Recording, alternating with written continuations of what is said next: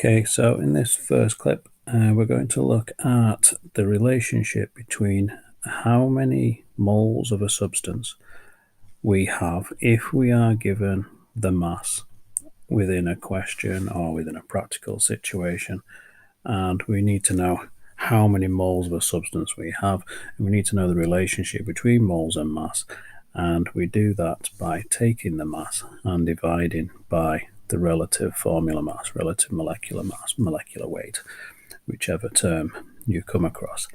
So if we make up a question, essentially, we'll take a compound, we'll take calcium carbonate, so fairly standard compound, CaCO3. With most of these questions, the first rule is you have to generate the RFM of the substance. So we know from the formula of calcium carbonate, so there's a bit of an assumption at this stage now that valency and formulae, so you know how to generate the calcium carbonate formulae. In some exam questions you'd be given it. But so as I say, there's one calcium, there's one carbon, and then there are 3 oxygens. Now you'd have to have the periodic table to hand and have the mass numbers. So for calcium it'd be 40. Remember, it's the top number, the larger of the 2 numbers.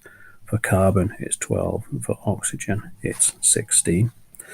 So if we then just manipulate those numbers, we would have one lot of 40 from the calcium, we'd have one lot of carbon there, one lot of 12, and 3 lots of 16 from the oxygens, and we just simply add those together and you get an RFM of 100.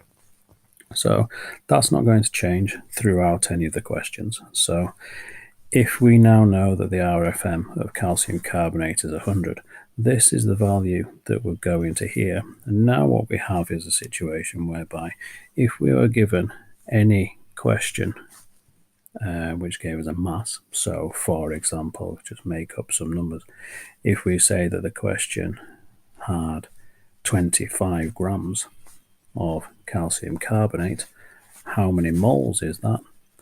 Well, the moles is equal to the mass you are given within the situation divided by its relative formula mass for the compound you're looking at, and that will give you a value of the number of moles, 0.25 moles of the substance. Okay, and as you can see, once you've got the RFM there would need to be potentially at some stages a manipulation and rearrangement of that equation, but ultimately the equation that we do need to be aware of at this stage is moles equals mass divided by RFM,